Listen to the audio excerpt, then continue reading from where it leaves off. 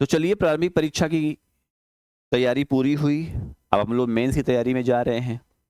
आप लोगों को मैंने जो आईएएस प्रीलिम्स के लिए इंडियन इकोनॉमी पढ़ाया था, उससे काफ़ी सवाल पूछे गए हैं। अच्छा, पूरे पेपर में देखा जाए तो इकोनॉमी का सेगमेंट काफ़ी अच्छा था। अब मुझे इस बात की बहुत खुशी है कि यूपीएससी भी कुछ चेंज कर रही है, तो इतिहास में कर रही है, पॉलिटी में कर रही है ना, ज्योग्राफी में कर रही है, इकोनॉमी में नहीं कर पा रही है। और इकोनॉमी में क्या चेंज करेगी? इकोनॉमी खुद ही इतना अपडेटेड है। ये बहुत बढ़िया बात है ना हम लोगों के लिए कि इकोनॉमी के जो पैटर्न थे वही पैटर्न अभी भी हैं। तो इकोनॉमी में कोई ऐसा खास चेंज नहीं हुआ। हाँ, कुछ सवाल ऐसे थे जिन पर बहस हो सकती है, लेकिन ठीक है, अगर 20 सवाल आ रहे हैं तो 20 में से आप 16 सवाल सही कर लीजिए, वो काफ़ी है आईएएस के पॉइंट ऑफ व्यू से। ठीक है, तो काफ़ी सारे बच्चों के मैसेज भी आए कि सर आपकी नोट से काफ़ी कुछ हमें फ़ायदा मिला। अब मैं ये नहीं कहूँगा नोट से हूबहू आ गए या फँस गए। मैं हमेशा अपनी क्लास में कहता हूँ कि भाई देखो, हम पढ़ा रहे हैं, कोई फँसने-फँसाने वाला काम नहीं करते। हम आपको कॉन्सेप्चुअली एनरिच करते हैं।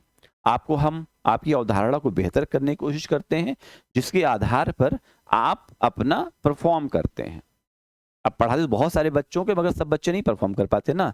इसका मतलब ये नहीं है कि वो नोट सबके लिए ख़राब हो गई। जिन्होंने अच्छे से पढ़ा, उनके नोट्स अच्छी है, जिन्होंने नहीं पढ़ा, उनके नोट्स ख़राब है। ठीक है?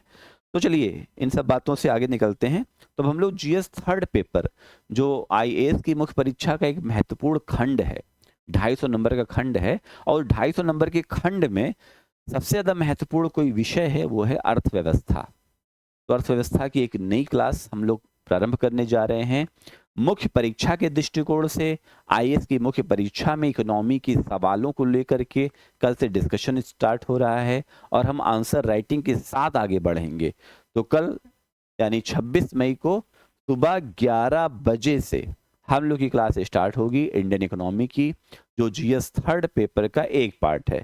थोड़ा सा ये समझा दूं कि जीएस थर्ड पेपर के वेटेज में इकोनॉमी कितना वेटेज है।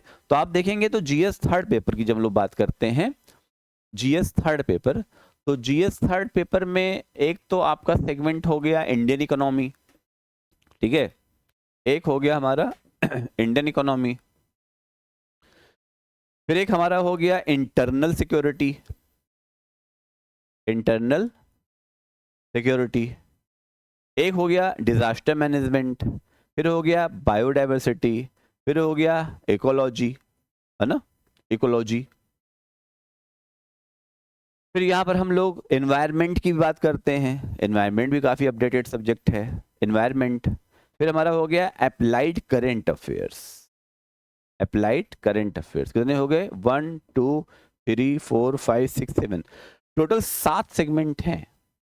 यानी अगर हम देखेंगे 250 नंबर में से अकेले इकोनॉमी 120 नंबर से 140 नंबर की आ जाती है ओवरऑल। यानी ओवरऑल देखेंगे तो 50 टू 65% अकेले इकोनॉमी आ जाती है। तो ऐसे में जीएस थर्ड पेपर में इकोनॉमी का रोल बहुत बढ़ जाता है, और आपको इकोनॉमी बहुत अच्छी आनी भी चाहिए।